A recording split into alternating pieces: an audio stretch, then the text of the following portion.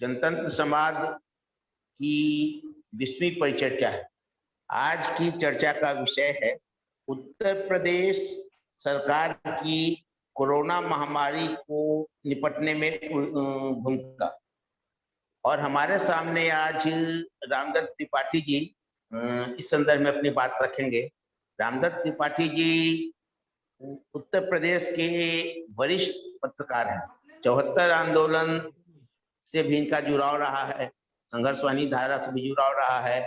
और आजकल रामदत्त त्रिपाठी जी मीडिया स्वराज नाम से एक चैनल भी चलाते हैं और एक प्रबुद्ध और प्रतिष्ठित सचेत पत्रकार के रूप में इनकी पहचान है। इनसे आज हम इस विषय पर उत्तर प्रदेश में कोरोना को किस तरह से डील किया गया, उत्तर प्रदेश शासन का मॉडल जिस तरह से गुजरात नामी था उसी तरह से आजकल की चर्चा में उत्तर प्रदेश है, तो उत्तर प्रदेश महामारी से निपटने में शासन और प्रबंधन का उत्तर प्रदेश मॉडल जो है उस संदर्भ में आज इनसे जानकारी लें।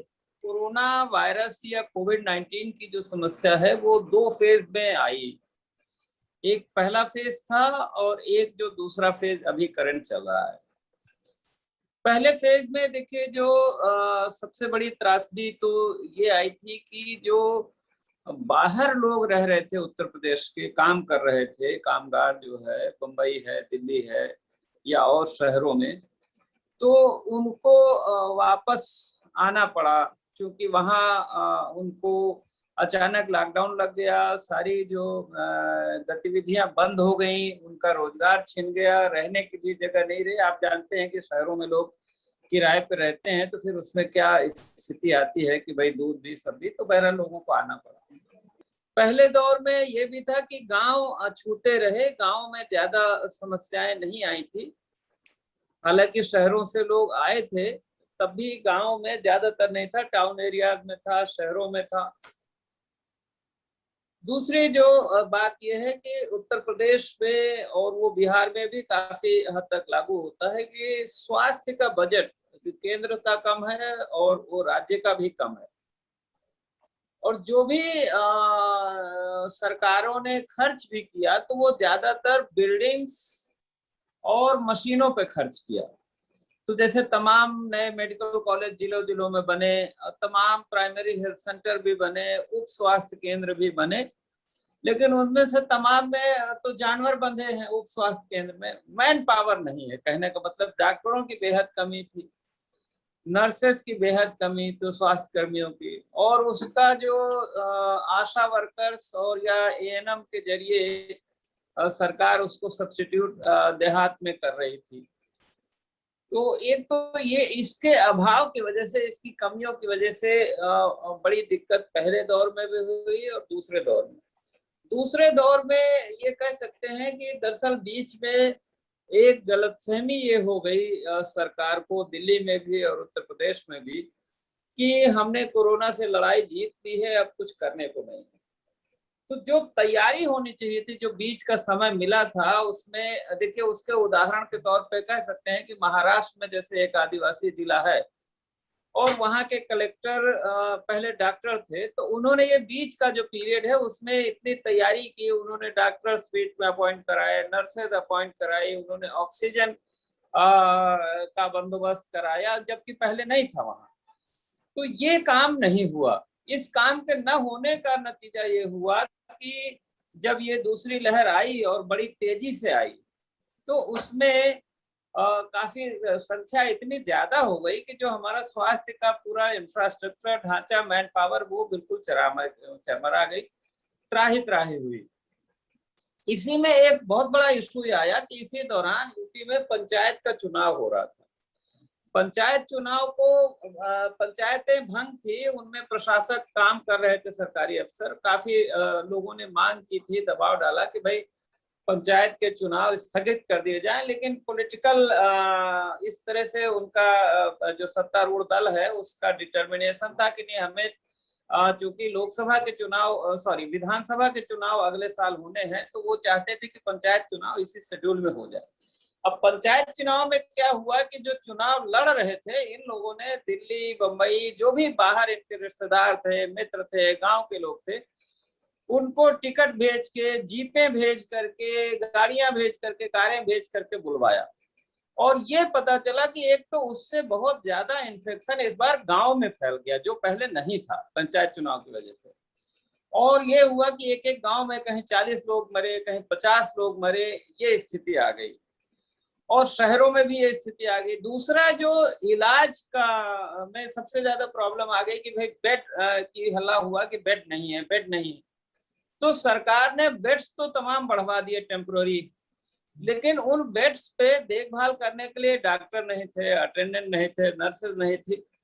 तो नतीजा ये हुआ कि बहुत बड़ी तादाद में लोगों की डेथ हुई हॉस्पिटल्स में, यंग लोगों की डेथ हुई हॉस्पिटल्स में। दूसरी समस्या ये आई कि इलाज क्या होना चाहिए, इसको लेके बड़ा कंफ्यूजन रहा कि शुरू में कि भाई क्या दिया जाए, क्या न दिया जाए। सरकार ने जो इनका आयुर्वेदिक अस्पताल थे, मैन पावर भी थी, उनको बंद कर दिया, होम्योपैथी वालों को बंद कर दिया।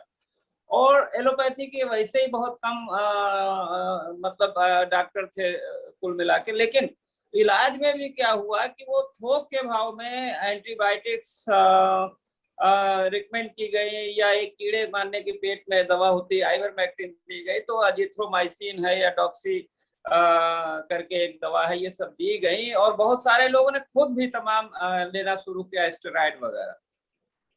तो इन सब का नतीजा ये हुआ कि बहुत सारे लोग, ऐसा लगता है कि गलत इलाज से भी उनकी इम्यूनिटी कम हुई और उनकी डेथ हुई।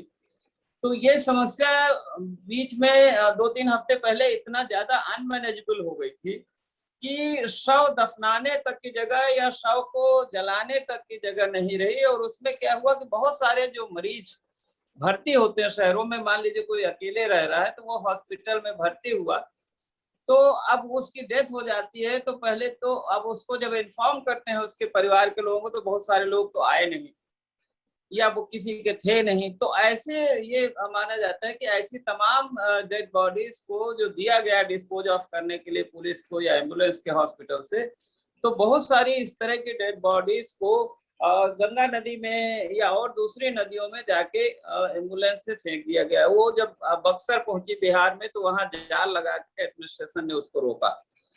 बहुत सारे लोग, ये भी हुआ कि गांव में जब इतनी डेथ हो गई और चूंकि कोरोना से डर भी है, भय भी है, तो ले जाके उन्होंने गंगा जी की रेती में उसको बहुत सारे लोगों ने दफना दिया, क्योंकि लकड़ी भी नहीं मिल रही थी, लकड़ी की बड़ी समस्या थी, जलाएं तो कैसे जलाएं। अब उसमें भी एडमिनिस्ट्रेशन ने ये लगा कि इससे बदनामी होगी, तो जैसे अभी इलाहाबाद से तस्वीरें आई थी, वीडियो भी आए थे कि वहां उन्होंने उन शवों का निशान मिटाने के लिए, क्योंकि वो सब आ रहा था टेलीविजन चैनल्स में, उन्होंने उसको जो उनके कफन थे, रामनामी दुपट्टे थे पीले, उनको नोच नोच के हटा के और उसको बालू को सब बराबर किया। तो दूसरा, अगर आप पॉलिसी इश्यूज पे कहें तो देखिए, जो सबसे बड़ी उत्तर प्रदेश में लोग समस्या बता रहे हैं कि जो मुख्यमंत्री जी हैं, उन्होंने इसकी स्ट्रेटजी बनाने के लिए, जैसे केरल में हमें बताया वहां के डॉक्टर्स ने कि भाई केरल में शुरू में ही उन्होंने, मुख्यमंत्री ने, स्वास्थ्य मंत्री ने सारे एक्सपर्ट्स को, एलोपैथी, आयुर्वेद जो भी हैं, सबको बुलाया और एक विलेज लेवल तक की एक डिटेल स्ट्रेटजी बना ली कि भाई कैसे वहां तक पहुंचना है, कैसे बचाव करना है, कैसे रोकथाम करना है। उत्तर प्रदेश में मुख्यमंत्री जी ने एक 11 अफसरों की टीम बना रखी थी और वो केवल उन्हीं लोगों से सलाह मशविरा लेते थे। ये भी कहा जा रहा है कि भाई उनको भी वो बेसिकली हर सुबह रोज निर्देश देते थे, सलाह उनसे भी नहीं देते थे, फीडबैक। मंत्रियों को शिकायत है कि हमसे फीडबैक नहीं लिया, विधायकों को शिकायत है कि भाई हमको कोई नहीं पूछ रहा है, एमपीस की भी यही हाथ है। तो उत्तर प्रदेश में ये बड़ी गड़बड़ाई कि जो ग्रास रूट पे जमीन में, गांव में, कस्बों में क्या प्रॉब्लम है, क्या हो रहा है, क्या जरूरतें हैं, डॉक्टरों को क्या जरूरत है, इसका अंदाज ही नहीं हुआ। जैसे दिल्ली में सत्ता केंद्रित है, वैसे यहाँ भी लखनऊ में सत्ता केंद्रित हो गई योगी जी के पास।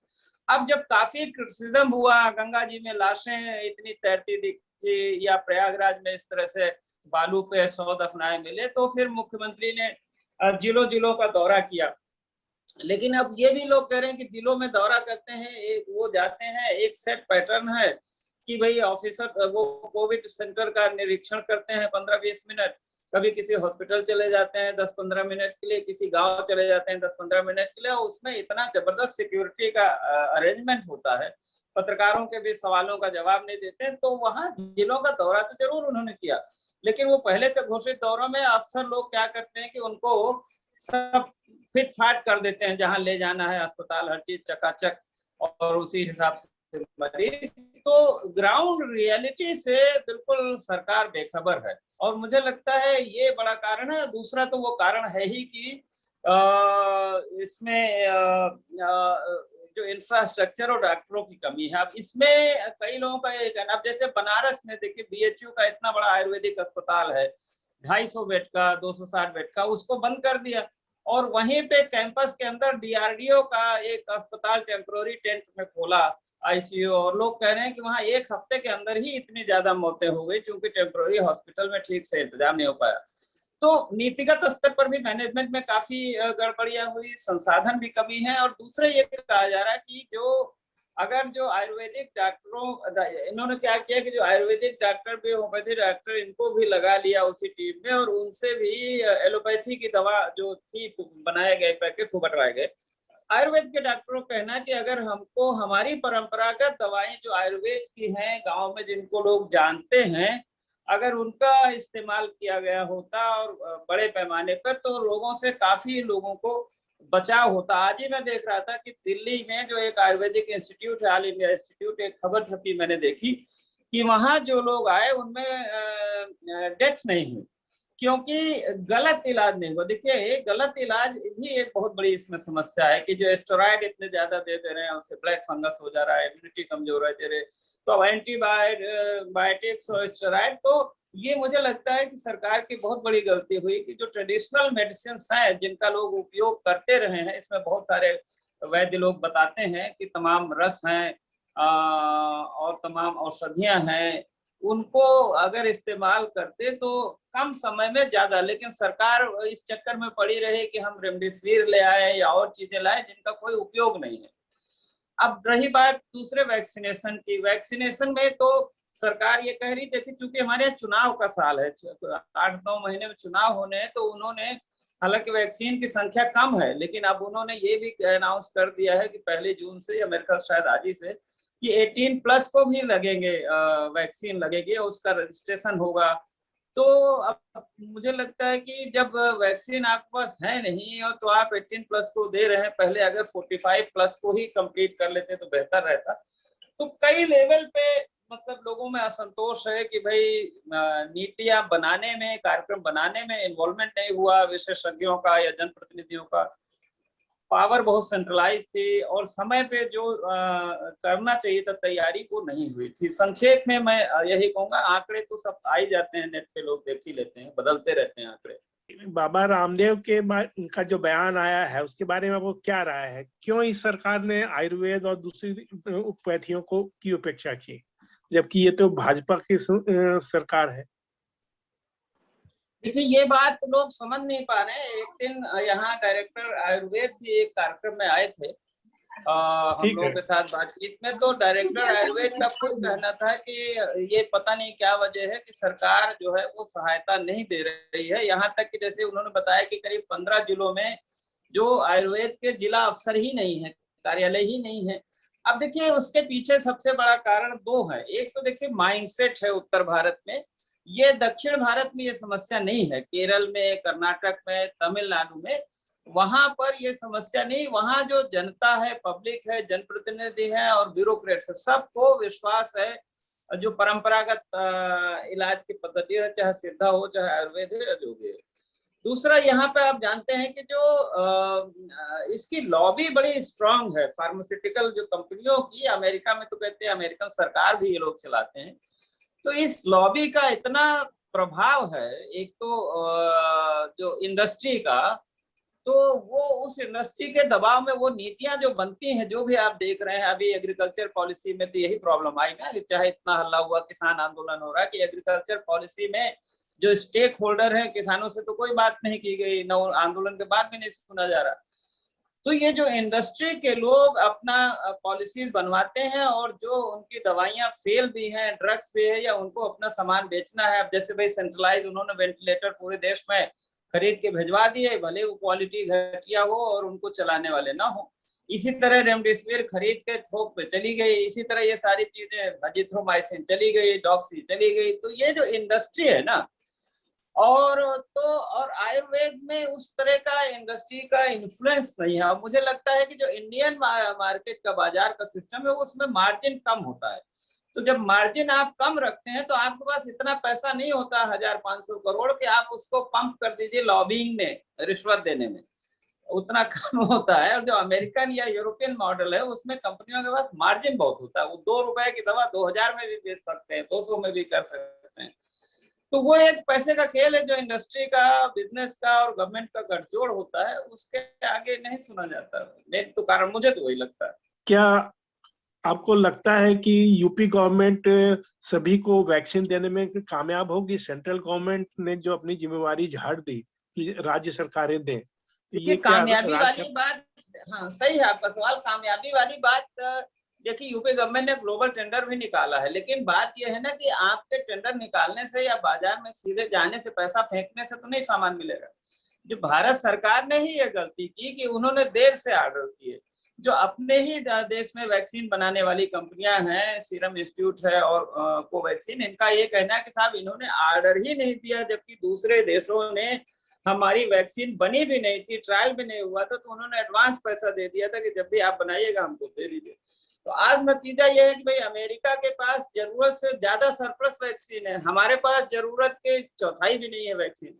तो जब वैक्सीन उपलब्ध ही नहीं होगी तो उसमें क्या करेंगे? जो यही मैं कह रहा हूँ ना कि जो समय से तैयारी होनी चाहिए थी वो की नहीं। तो अब जब आप समय से निर्णय नहीं करेंगे, और यही हाथ प्राइम मिनिस्टर का है, प्राइम मिनिस्टर भी ग्राउंड रियलिटीज से बहुत दूर है, उनका कम्युनिकेशन नहीं। देखिए वो तो देखा हमने कि भाई उन्होंने मुख्यमंत्रियों की बैठक बुलाई और मुख्यमंत्री को बोलने नहीं दिया। ममता बनर्जी ने इसकी शिकायत की। तो अगर आप मुख्यमंत्रियों से पूछेंगे नहीं, क्योंकि तो कैसे मतलब आपको पता चलेगा क्या है? तो ये गवर्नेंस बहुत बड़ा इशू है। देखिए ये बैड गवर्नेंस की वजह से इसकी प्रॉब्लम और बढ़ी, ये जो कोरोना वायरस की समस्या थी।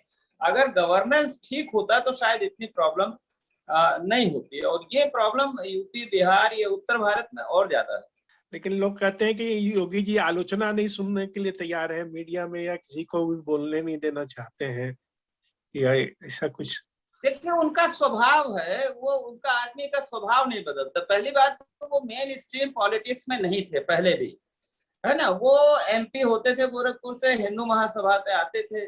दूसरे देखिए ये सब कुंवारे लोग हैं, सन्यासी लोग हैं, फैमिली भी चलाने, जब आप फैमिली भी चलाते हैं तो 4 लोगों की राय लेते हैं, कोई रूठता है, कोई नाराज होता है, को आलोचना सुनती है, सबको मनाना पड़ता है। अब उनको सीधे ऊपर से मुख्यमंत्री बना दिया गया। अब इतनी पावर है तो वो बिल्कुल, उनको 2 चीजें उनको नहीं बर्दाश्त है। एक तो अफसरों का ये कहना है, या जो लोग उनके करीब आते जाते हैं वो कहते हैं वो दूसरे की कोई राय नहीं सुनना चाहते। वो समझते हैं कि उनको सब मालूम है और बाकी सब बेवकूफ है। दूसरा उनको यह है कि वो बिल्कुल आलोचना तो बिल्कुल उनको बर्दाश्त ही नहीं है, और टेम्परामेंट उनका बड़ा ऑटोक्रेटिक है। तो इस मामले में शायद प्रधानमंत्री से ज्यादा ऑटोक्रेटिक मिजाज जो है। और देखिए मठ चलाना और सरकार चलाने में बड़ा फर्क होता है। एक सवाल मेरा था रामदत्त जी कि इसमें दक्षिण का, मैंने आयुर्वेद के संदर्भ में दक्षिण का और उत्तर का आपने थोड़ा सा की जो भिन्नता है वो आपने बताई, लेकिन ये जो संचालन है कोरोना से निपटने में पूंजीवादी देशों में भी कई देश, या केरल का संदर्भ, भारत नहीं केरल का संदर्भ आता है, तो इसमें दक्षिण और उत्तर के कल्चर माइंडसेट के अलावे पार्टी की भूमिका, पार्टी का जो अपना होता है, जैसे भाजपा हो, गैर भाजपा हो, कांग्रेस हो, इसकी इस भिन्नता के पीछे जो निपटने में जो तरीके की भिन्नता है, उसमें पार्टी वाला भी कोई संदर्भ या उस भिन्नता का कोई कारण या परिप्रेक्ष्य बनता है क्या? आपकी समझ में क्या लगता है? ये पार्टी का तो यही है ना, बताने कि भाई वो जब ऑटोक्रेटिक सिस्टम है, जब आपने जो पार्लियामेंट्री डेमोक्रेसी प्रेसिडेंशियल फॉर्म में बदल दिया, और वो भी चेक्स एंड बैलेंसेस नहीं है। देखिए हमने देखा कि अमेरिका में ट्रंप थे, तो अगर वो कोई पॉलिसी उल जलूल कर देते थे तो उनको भाई कांग्रेस में जो उनकी संसद है वहां क्वेश्चन हो जाता था, या वहां के जो ब्यूरोक्रेसी है, सिस्टम है, वो भी कहता था कि हम नहीं मानते हैं। वहां जुडिशरी भी बड़ी स्ट्रांग है, वो भी कहते थे आदेश गलत है, इवन डिस्ट्रिक्ट कोर्ट भी कह देती थी। हमारे यहाँ प्रॉब्लम ये हो गई है कि जो चेक्स एंड बैलेंसेस होते हैं, अब देखिए हाई कोर्ट ने बीच में बहुत स्ट्रांग टिप्पणियां की कि भाई यूपी में राम भरोसे है, बहुत सारी चीजें उन्होंने कहा नहीं हो रहा है। अब वो सरकार सुनती ही नहीं, वो सीधे जाके सुप्रीम कोर्ट जाके उसको एक्सपंज करा दे। तो ये तो जब सिस्टम ऑटोक्रेटिक हो जाएगा तो उसमें तो ये प्रॉब्लम आएगी, क्योंकि वो कैबिनेट काम नहीं करती, कैबिनेट मिनिस्टर्स कहते हैं हमारा कोई से नहीं है। आप यूपी में किसी और का नाम आपने सुना कभी कि भाई कोई सरकार कोई और भी है? तो ये प्रॉब्लम है। और ये देखिए बीजेपी एक पॉलिटिकल पार्टी तो थी, लेकिन पार्टी के तौर पे काम नहीं कर रही है।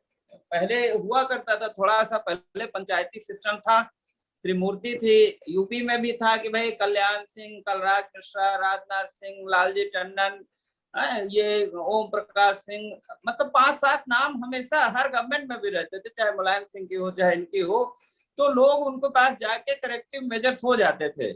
दिल्ली में भी पहले ये था कि भाई देखिए एक अटल जी का तो सारा टाइम ही इसी में जाता था बैलेंस करने में, चाहे डॉक्टर जोशी हो, आडवाणी हो, और तो वो करते रहते थे, ममता, जयललिता, सबको मनाना, एक बीच में कंसेंसस इवॉल्व करना। तो सबसे इनपुट लेके कंसेंसस इवॉल्व करना, टाइमली एक्शन लेना, इसके बिना चलता नहीं है काम। और देखिए आप देखिए इंग्लैंड में गलतियां सब जगह होती हैं। इंग्लैंड में हुआ कि इंग्लैंड में अभी वहां जो साइंटिफिक एडवाइजर थे, आप ये भी देख लीजिए कि अमेरिका में हम लोग रोज एक जो डॉक्टर फाउची हैं उनका सुनते हैं कि भाई उन्होंने ये कहा, उन्होंने ये कहा। हमारे देश में कोई गवर्नमेंट का चीफ जो है वो मेडिकल एडवाइजर या साइंटिफिक एडवाइजर हम जानते हैं किसी को? नहीं जानते। जो कुछ है सरकार है।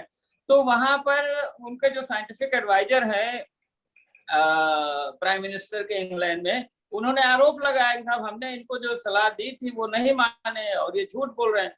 और प्राइम मिनिस्टर को पार्लियामेंट की जांच ऑर्डर करनी पड़ी थी। अब संसदीय समिति जांच कर रही है कि भाई सरकार ने इसमें क्या गड़बड़ी की। आप अपने यहाँ सोच सकते हैं, न बिहार में आप सोच सकते हैं। सुप्रीम, ये जो सुप्रीम लीडर का जमाना आ गया है, तो इसमें यह है कि उसका ब्लंडर कौन देखेगा। अब हम लोग समाप्त करते हैं। रामदत्त जी को धन्यवाद, और आगे भी किसी न किसी विषय पर हम लोग की मुलाकात होती रही। धन्यवाद। धन्यवाद आपका, नमस्कार। आपने मुझे आमंत्रित किया, बहुत बहुत धन्यवाद। ठीक।